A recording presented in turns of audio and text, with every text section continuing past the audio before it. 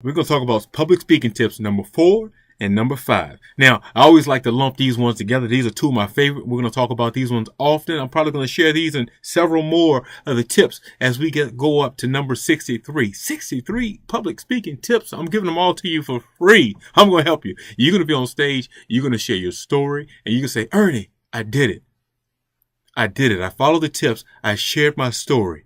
And I really, really enjoy public speaking tip number 4 and number 5. Listen, practice,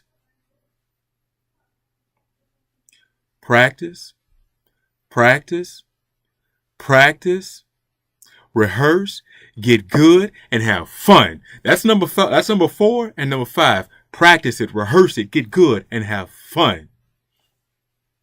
Yeah, really. It's just that simple. You know, one of my favorite quotes, and it's in the book. One of my favorite quotes is in the book. It's from legendary football coach Vince Lombardi. You know, the coach Vince Lombardi. He was one of the greatest. He said, perfect practice makes perfect. I like that. A lot of people, they love that. But one of my mentors, a guy by the name of Paul Martinelli. Martinelli often says that, no, perfect practice doesn't make perfect. He says that perfect practice makes permanent. It's kind of like however you practice is how you play. So if you want to play and have fun, you got to practice and have fun when you practice. You have to sequence that speech. You know, we've shared tip number 1. We shared tip number 2, number 3. So we've talked about putting together.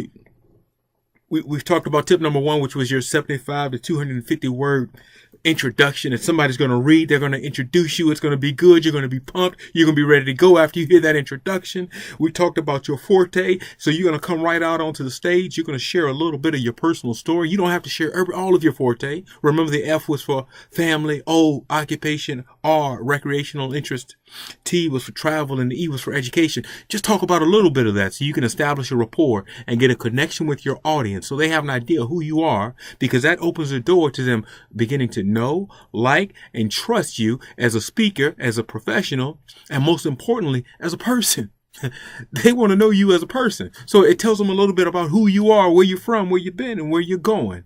I love it. I love it. You got to love it. I love this, right?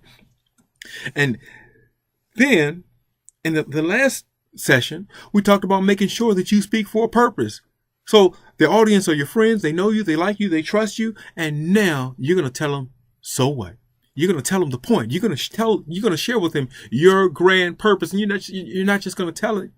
You're going to sell it. Because what you're going to do is you're going to give them a story, a point, a story, a point, a story, a point. And you're going to remember to never make a point without sharing a story, and never to share a story without making a point. And it's going to be great. It's going to be awesome. You do this, it's going to be awesome. And once you've got that all crafted and all written out and it's organized, you can remember the story, because the first story that you're going to share is one about something that happened to you early on. The second story is something that happened to you right along the way.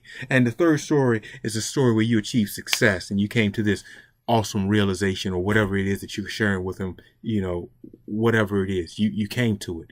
You kind of drew a map and you took them on a journey. You took the audience on a journey, and now they're here. Good stuff.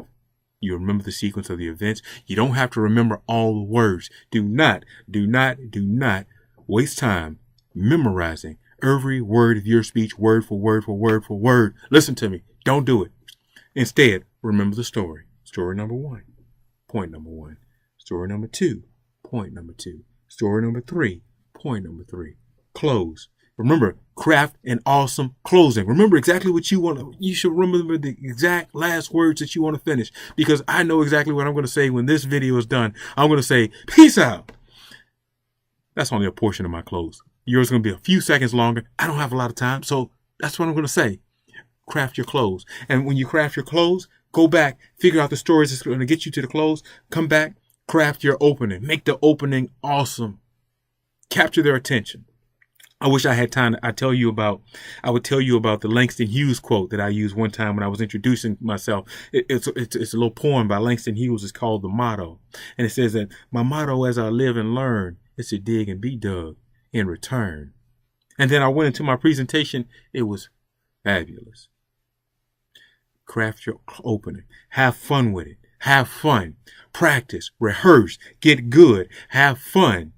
And so here's what I want you to do. I want you to practice and rehearse this presentation so many times that you remember the sequence of stories. You remember the events. You remember story number 1. You remember story number 2, story number 3. You remember point number 1, point number 2, point number 3.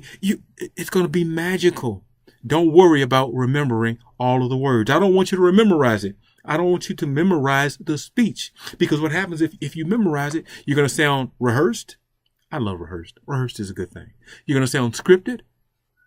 Not so good. And you're probably going to be bored. You're probably going to be boring. Okay? Don't do it. Don't waste your time like that. Don't waste your audience's time. Don't waste my time. Practice, rehearse. Stand up in front of a couple of good friends. Listen, call your coach.